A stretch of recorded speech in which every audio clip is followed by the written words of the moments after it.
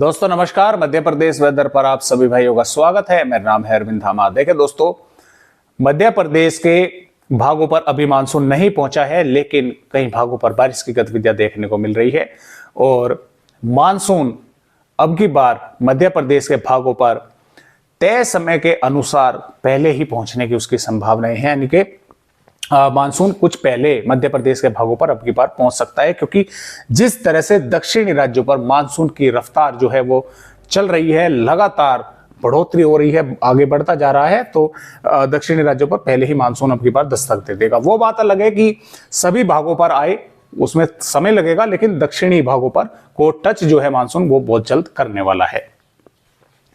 तो फिलहाल मौसमी सिस्टमों के बारे में बात कर लें पहले, फिर मानसून के बारे में बात करेंगे। तो देखिए दोस्तों, फिलहाल जैसा कि आप देख पा रहे हैं, पहाड़ी राज्यों पर WD आया हुआ है। कुछ इसका असर हम बोल सकते हैं कि थोड़ा बहुत उत्तरी मध्य प्रदेश के भागों पर दिखाई दे सकता है, लेकिन ये कोई खास असर नहीं होगा।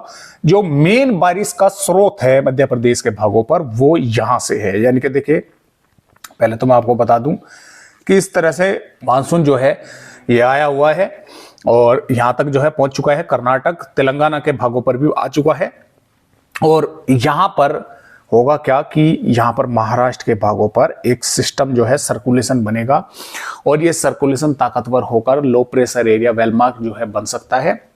इसकी वजह से यहां पर जो मॉइस्चर है वो और अधिक जो है इस तरह से मध्य प्रदेश के भागों पर पहुंचना शुरू हो जाएगा, जिसकी वजह से मध्य प्रदेश के भागों पर बारिश की गतिविधियां और अधिक तेज होने की संभावना है। यानी कि जो बारिश की गतिविधियां हो रही हैं अब इक्का दुक्का भागों पर, या इसमें बढ़ोतरी होने की संभावना है। कुछ भागों पर तेज बारिश भी होने की संभावना जो है वो नजर आ रही है। तो इस सर्कुलेशन की वजह से ये आ रही है और मानसून भी लगातार ऊपर की तरफ जो है बढ़ता जा रहा है। तो मानसून भी काफी नजदीक हो जाएगा और मौसमी सिस्टम जो है ये मानसून को ऊपर की तरफ पहुंचा रहा है। तो इस तरह से मध्य प्रदेश के भागों पर ये बारिश की गतिविधियां देखने को मिल रही है।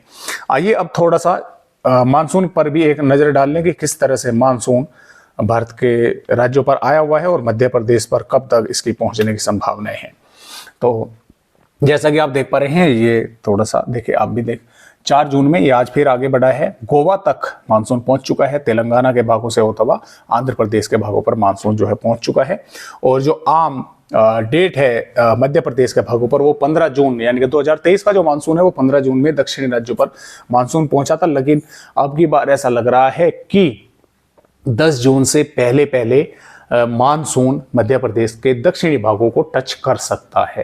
यानी कि 4-5 दिन जो है पहले मानसून दक्षिणी भागों पर, मैं ये नहीं कह रहा कि पूरी मध्य प्रदेश पर, सिर्फ दक्षिणी भागों को टच कर सकता है मानसून। तो जैसे जैसे ऊपर की तरफ चलेगा, यहाँ पर सर्कुलेशन लो प्रेशर एरिया या वेलमार्क बनकर वो भी ऊपर की तरफ चलेगा, तो इस मानसून को भी काफी तेजी के साथ वो ऊपर की तरफ पहुंचा देगा। और उसके पहुंचाने के साथ साथ जो मॉइस्चर महाराष्ट्र के भागों से मध्य प्रदेश के भागों पर आएगा, तो कई भागों पर बारिश की गतिविधियां अच्छी तेज होने की संभावनाएं जो है वो हमें नजर आ रही है।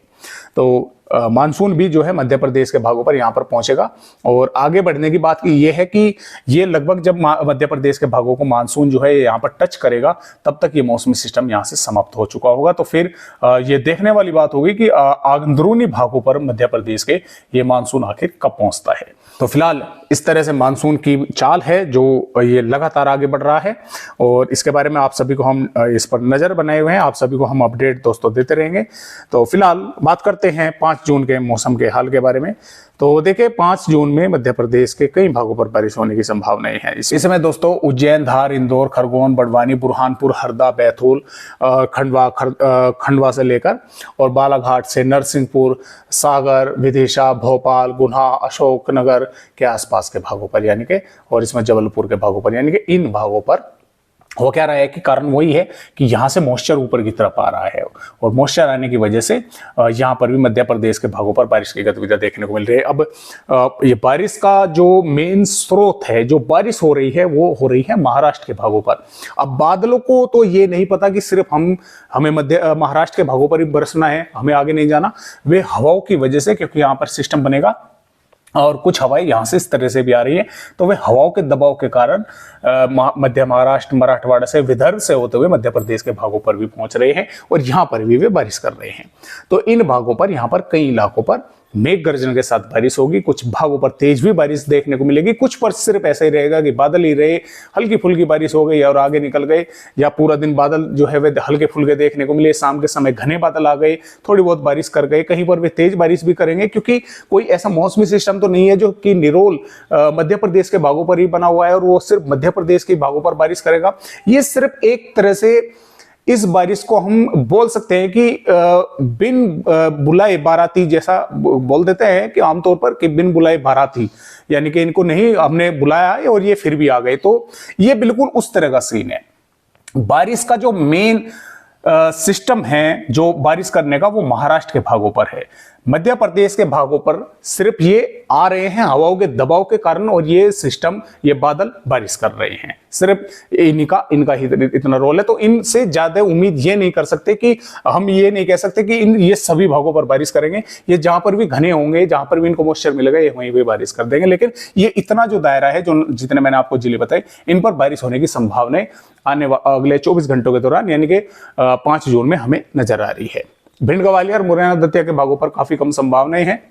टीकमगढ़, छतरपुर, पन्ना, सतना, रीवा के भागों पर, उमरिया के भागों पर भी संभावनाएं काफी कम है। लेकिन ऐसा नहीं है कि बिल्कुल ही नहीं होगी, हो सकती है, यहां पर भी ये बादल पहुंच सकते हैं। तो इस तरह से बारिश होने की संभावनाएं हैं।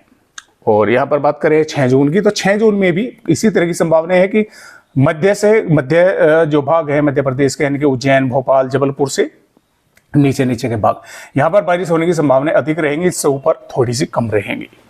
और यहां पर बात करें दोस्तों, आने वाली 7 जून में भी मध्य प्रदेश के पश्चिमी भागों पर बारिश होने के आसार है। 8 जून में भी बारिश होने की संभावनाएं कुछ भागों पर बनी रहेगी। 9 जून में भी बारिश होने की संभावनाएं बनी रहेगी, 10 जून में भी, और 11 जून में भी, 12 जून में भी, 13 जून में बारिश की गतिविधियां मध्य प्रदेश के भागों पर बढ़ने की संभावना कई भागों पर हमें नजर आ रही है। उसके बारे में जैसे जैसे अपडेट आते रहेंगे आप सभी को जानकारी देते रहेंगे, क्योंकि 13 जून आने में अभी काफी लंबा समय है, तब तक हो सकता है मौसमी सिस्टमों में फेरबदलाव हो।